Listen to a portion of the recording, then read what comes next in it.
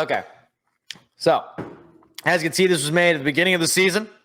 This is where I had all the teams going into this year of what kind of win total I thought they were going to have, where I thought they were going to end up. And, they didn't all end up there. So we're going to pull up our NFL standings here.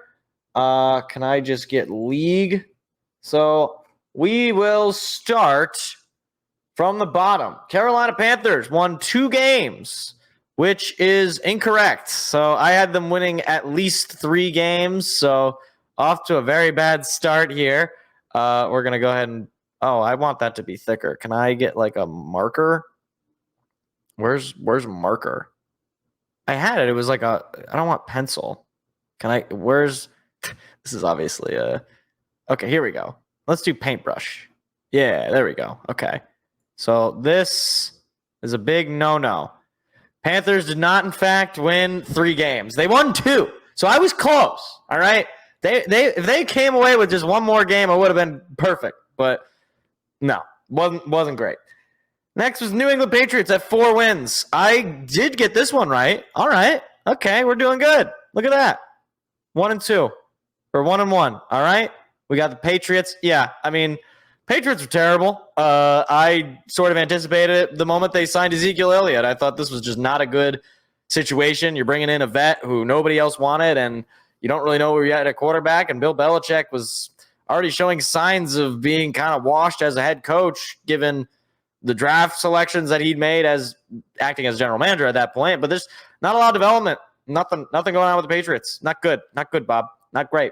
So I was right about that. The Arizona Cardinals had 4 wins, so I did not expect much from them. And I gotta say they exceeded my expectations, but not by very much, because they were still very bad. But I just figured that when they were going to start Josh Dobbs for the year, I thought that was it. I thought they were just done. I thought they weren't going to ever bring Kyler Murray back. I didn't know what the situation, but they bring him back, and they managed to win. I think they beat the Eagles with Kyler Murray, so they managed to win at least 1 game there. But yeah, I did not think they were going to be I didn't think they were going to be as good as they ended up being. And to say that is funny because they were a 4-win team. So meanwhile, Washington Commanders, they had just 4 wins. I had them at 3 to 5 wins. So I got that one right.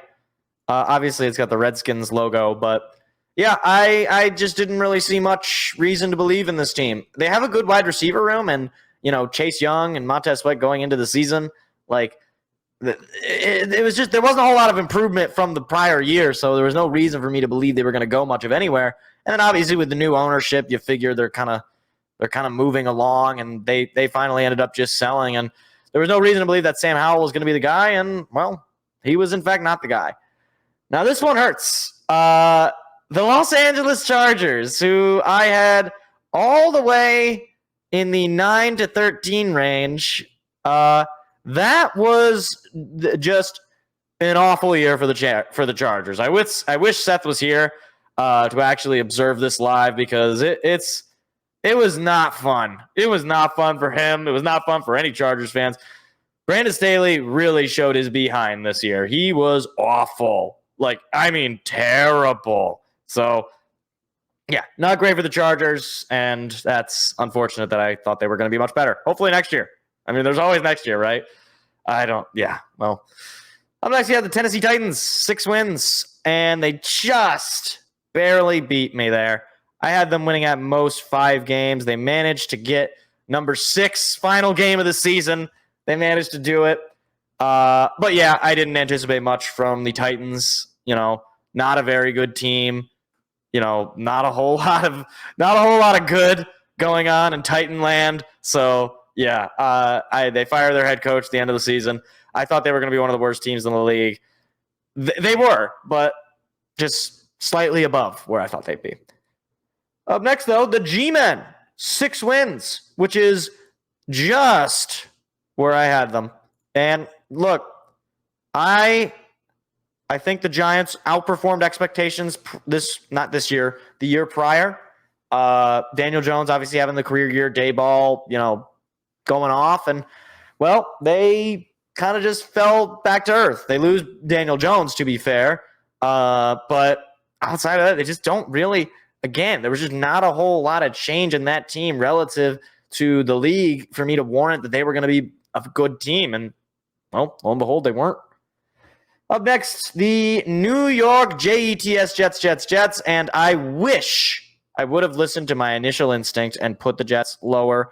But I thought maybe Aaron Rodgers would get them like 9 wins. Unfortunately, it was not Aaron Rodgers who got them to 7 wins. It was everybody else, basically. It was Tim Boyle. It was Zach Wilson. It was Trevor Siemian. It was literally everybody else other than Aaron Rodgers.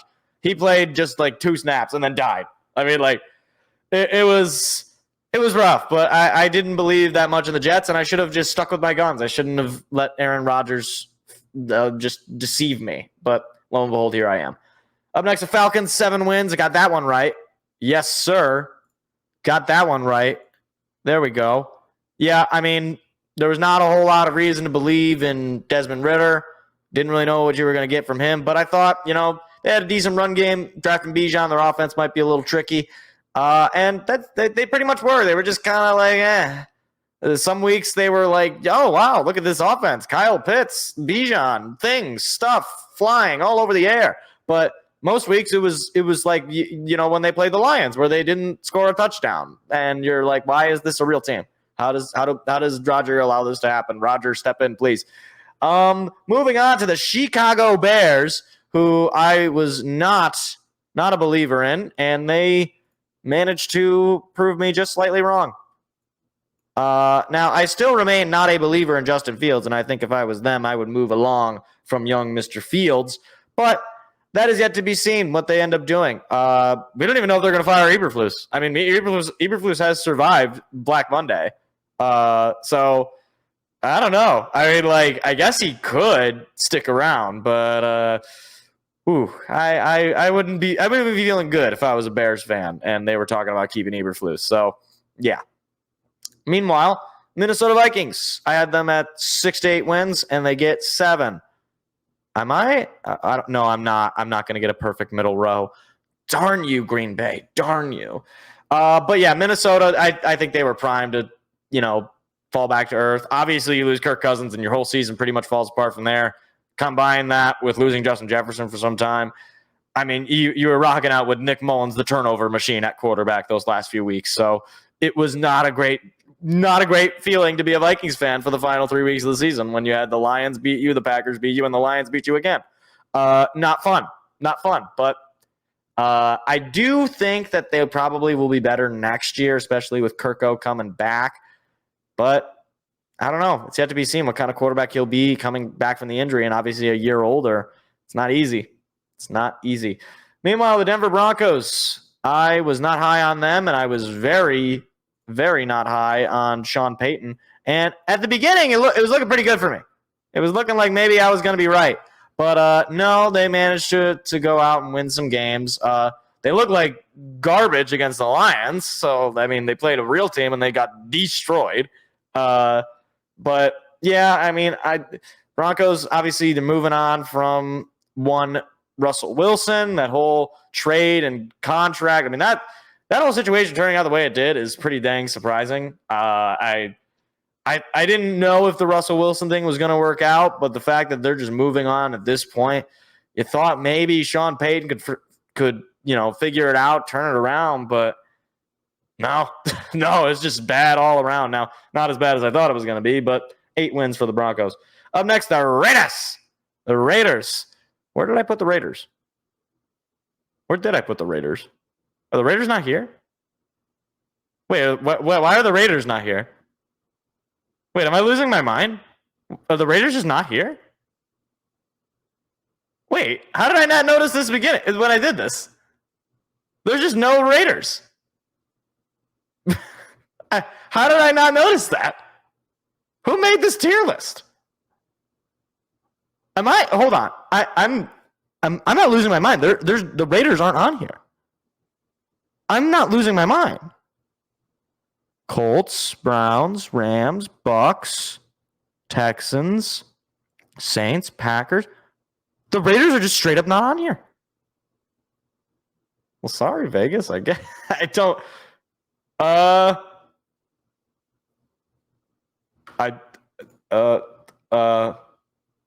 We need a drop. Hold on. Let's do here. This one will work. Is the man retarded? Yes, probably. Whoever made this tier list, he might be. He might be in need of some help. The Raiders weren't very good.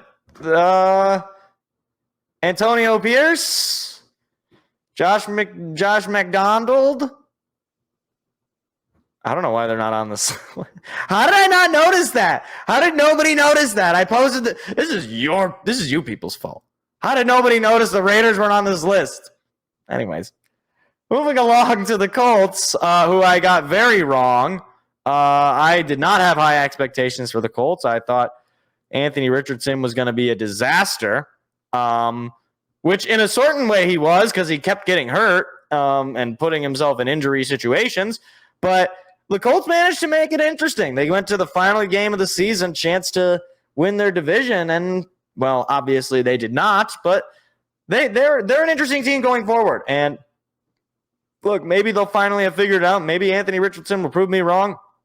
He was a fun quarterback, but he just kept getting himself into, injury situations. So I don't know. I don't feel very strongly about his chances, but we'll see. We will see. Anyhow, moving along to the Jaguars, who, again, I thought were going to be very good this year, and were very not. Wait, hold on. 9? Wait, did I get them? Yeah, I did. I technically got them right. Now, I thought they would be more than 9 wins, but they got to at least 9 wins, so I got it right. Gosh darn it. Yes.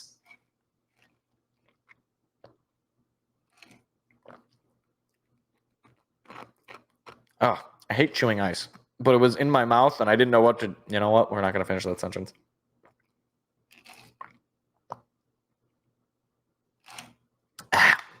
How do people chew ice? It's terrible.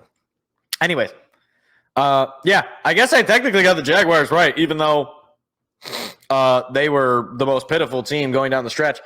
We already talked about them earlier in the show. They are in a pitiful state right now, and I don't know what the situation is. If Trevor Lawrence is the guy, they got to figure it out. But technically, they got to the 9 wins that I thought they would get to at least. But, man, they need to figure something out because I thought they'd be a whole heck of a lot better. Just ahead of them, New Orleans Saints, they get 9 wins. Unfortunately, had them getting just 8 at the most. So I got that one wrong as well. They did a little bit better than I was expecting. I thought they would be a pretty middle of the road team, not a great team. Derek Carr being your starting quarterback in 2024 is not exactly the most endearing. And Dennis Allen, who managed to avoid Black Monday, we'll see if that remains. But it's just sort of a weird situation in New Orleans. They have some pieces. They have Chris Olave. Alvin Kamara is still a pretty good running back, but I don't know. They're too mid. Like they need to just completely overhaul and do complete rebuild and just tank for the next quarterback or defensive player. Just get rid of it and start all over. That's what I would do if I was New Orleans. But moving straight along to the Seattle Seahawks, who got to 9 wins, so I managed to get them right as well. Yeah, I mean, I didn't think the Seahawks would be very good, I don't think. I think, about 9 wins minimum. They're always going to be a feisty team, Pete Carroll. But I expected Geno Smith to kind of take that step back. And at the beginning, it looked like maybe he wasn't. But no, he ended up sort of regressing to the mean a little bit. But still a tough team, still a well-coached team. I think the Seahawks got a bright future. They got lots of young weapons, namely Jackson Smith-Njigba. And their defense continues to just be a Seattle defense. So you keep Pete Carroll around, you keep it going. It's a good team. It's a team that can make the playoffs every other year or so. Moving along to the Cincinnati Bengals. This was my first of the very good teams that I got dead wrong. Now, this one I will not be upset with because I got it wrong because Joe Burrow died, right? Like Joe Burrow's hand no longer included. So I don't know if they would have reached 14 wins had they kept Joe Burrow. or had Joe Burrow stayed, where he was. But man, oh man, they just didn't live up to expectations. I thought maybe this was going to be a year where Joe Burrow could compete for that MVP, and he did not. He is still, hopefully he'll be okay next year, but I don't know. They still got a decent situation. I mean, the fact that, their coach, they managed to get to, 9 wins without their starting quarterback and, all that. I mean, you still got obviously a lot of weapons in Cincy. I think they're still a really good team, but fortunately the injury bug hit them this year, and it's a rough time. Meanwhile, the Packers, they did a little bit better than I thought they would do. So, fortunately, maybe Jordan Love is their guy, and I am so unhappy about that I just want to scream. But I won't scream because that might scare people, and I don't want to scare people. Not tonight, at least. So, fortunately, Packers got them a little bit wrong. So, move along then to the Buccaneers. The Buccaneers, who I also got wrong. I did not expect much from the Baker Mayfield-led Buccaneers. I thought Baker was pretty much past his prime. No, he still managed to be a pretty good quarterback. They get into the playoffs. They win their division. It's an interesting Buccaneers team. They still have some weapons left over from that Super Bowl run they had a couple of years back, but we'll see what they can do in the playoffs. I mean, they're going to be playing a Eagles team that's falling from the sky at a rapid rate. So I don't know if it's going to work out, but we'll see. Meanwhile, moving along to the Pittsburgh Steelers, who get 10 wins. And I don't know how, but they just always do. And you know what? I will credit this because I believe I made the selection entirely based on the fact that Mike Tomlin does not have a losing record ever. He's never going to have a losing record. He was going to get to 9 wins one way or the other, so I am glad that I ended up getting that one correct. The Steelers, are they going to the Super Bowl? More than likely not. But you know what? They are always in the playoffs, and they are always a winning team. And I know some Steelers fans don't like Tomlin. They're not a fan of it. They're stuck, in kind of a purgatory. But be careful what you wish for because you just might get it. Up next, the Los Angeles Rams. They get 10 wins. This one I got wrong. I thought Matthew Stafford was going to be done. Thought he was dead. Thought that was it for Matty Stat. No, Matt Stafford, still a very good quarterback, and the Rams, still a very good team. Able to draft in the late rounds, Puka Nacua, Pikachu, my mans. He managed to pull it out. He managed to, show out one of the best rookie wide receivers, one of the best wide receivers in the league, let alone rookie wide receivers. Puka Nacua and the Rams, their offense is electric. Defense, not so much. I thought they would not be very good, but hey, they're in the playoffs. They're going to be playing the Lions on Sunday, so that's going to be an interesting game for sure. Up next, the Houston Texans. This is another one I got dead wrong. I did not believe in one C.J. Stroud, and he must have watched that video because he felt it personally because he doubled the amount of wins that I thought they would get at the max. They got 10 wins this year. They were a very good team. I'm happy that they won their division. They're going to be hosting that home playoff game, and they got a really bright future in Houston. And it's great to see. Obviously, they went through that very dark period after Deshaun Watson kind of fell off the face of the earth where they were just perennial bottom feeders for years. And now they're starting to finally get it. And to see a rookie quarterback make the playoffs, win their division is pretty dang impressive. Pretty dang impressive. Next, we got the Miami Dolphins. Dolphins get to 11 wins. Got that one right. I think we're going to see a lot of me getting them right now in a row here. Got that one right. Yeah, look, a lot of question marks about Tua going into the year, whether or not he was going to be able to stay healthy. I just thought that wide receiver room was just way too deadly. Waddle, Hill, you just pick your poison at that point. And despite the injuries, they've still, they've done pretty good for themselves. Obviously, they're struggling right now, and they're injured going into the playoffs, but still possible that they can make a run.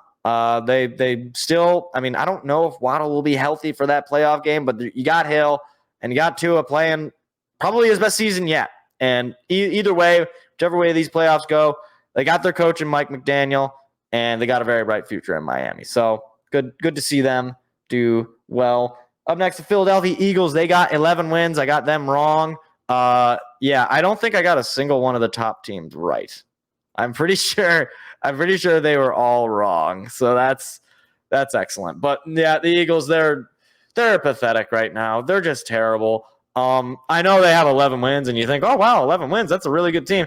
No, they're awful. they're not good. I don't see them going very far in the playoffs. Matt Patricia's calling your defense. That's all I have to say. Then we have the Cleveland Browns. This team, I was honestly shocked.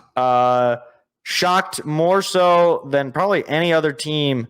Well, maybe not any other team, but a lot of these teams, I was shocked. Mostly, like, the fact that the Browns are now in the playoffs, not because of Deshaun Watson, but because of Joe Flacco. If you would have told me that at the beginning of the year, I would have thought you were on, the kinds of drugs that they sell in the middle of the street in Cleveland. But they're an exciting team, and they're a fun team defensively. They're an elite unit. Joe Flacco is playing like 10 years ago. Joe Flacco, it's weird. I don't know how he does it. But look, there's definitely a team that I would be rooting for in the AFC side.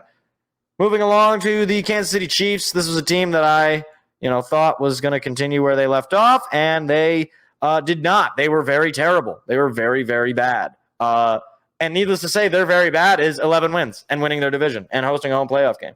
Their offense is stagnant. It's not good. They do not have a whole lot of weapons that can catch the football, but their defense is still very good. So I managed to overhype them in the wins, but obviously still a very good team. How far will Houston go? That's a good question. I don't know that they'll go all that far.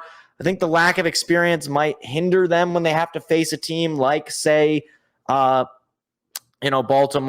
or Buffalo or any of these teams that have played in the playoffs. It also sort of depends on CJ Stroud. I mean, like, obviously he's been very good this year, but he's still a rookie quarterback, and he's going to be going up against very good teams. And the first team he's got to play is an elite defense in the Browns. So it's going to be a tough one. It's going to be a tough one for sure. Moving along, though, to the Buffalo Bills, another team that I got wrong.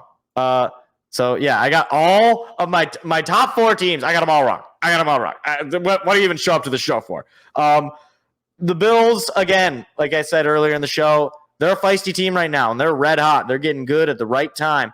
And for Buffalo, I thought they would be a lot better. I thought maybe this was going to be the year Josh Allen really cements himself. And the struggles early on in the year, he still has a bit of a turnover problem. It's hard to say that he is, in the same stratosphere as those uber elite quarterbacks. But at the same time, he's got skills with his feet. He's able to run. He's able to use his legs, get those extra yards. He's got a rocket for an arm. He's still got a great room of weapons. And like we talked about, you got Knox, you got Diggs, you got Davis, you got, Cooks running back. You got it all. And unfortunately, the defense got a lot of injuries. Von Miller goes down, and that whole Von Miller situation is not good. And then they lost a linebacker whose name escapes me, but they lost players on the defensive side. But they managed to figure it out, and they managed to win their division. So good for the Bills. They get the win there. And then to the final top 1, 2, 3, 4. That was math. 4 teams. First, the Lions. Now, this one in the video, when we originally posted this, I said the Lions were going to get 12 wins, and I was absolutely right. They got exactly 12 wins. Nothing more to say. I mean, we're going to very, very briefly up after this, we're going to take a look at that game, and we're going to talk about it a little bit. This is going to be a bit of a longer show than I thought it was going to be. I think this is obviously going to take a good portion of the show, but a little bit longer than I anticipated, but that's okay. We'll spend a little bit of time together. It's fine. Whatever. We'll talk about it. Lions, very good team. I think they could catch fire in the playoffs. The problem is no Sam Laporta going into that first game. It's going to be tough against the Rams and that elite offense. You're going to need your offense clicking. And your defense also needs to be winning the turnover battle. That's how they've been playing the last 4 games, is winning the turnover battle and getting those TFLs and putting offenses in tough spots. So that's going to be the key to victory for them for sure. But yeah, great year for the Lions. Great year for Dan Campbell and all them. So actually no team got to the 14 win mark. So that's interesting. Anyways, ahead of them in the standings, Dallas Cowboys. Got them right as well. I mean, it's Dallas. They are a hyper talented team. They really aren't going to have a really bad season. Dak Prescott is still a very good quarterback. CeeDee Lamb is an elite wide receiver. You got Brandon Cooks as well. Tony Pollard on an off year was still, mid. Like he was fine, but the fact that Dak was playing at MVP level certainly elevated that team. And then obviously their defense is loaded. Very, very scary defense, especially when healthy. Obviously they lose Diggs, but they still got Micah Parsons. So, stuff. Up next, the San Francisco 49ers. They got 12 wins, so got them right as well. San Fran, they are probably the NFC favorite to go to, if not just outright win the Super Bowl. They're just a unit. I mean, Brock Purdy and Debo and McCaffrey and everybody on that team is good. I seriously can't think of a weakness on that team. I think they're just too good of a team right now. But yeah, I anticipated them being very good. I suppose I put them in the right place, so I can't be that upset. I was going to say I could have put them in the 14-win stratosphere, but I mean, no team was in that league this year. So ending now with the Baltimore Ravens, whom I also got correct.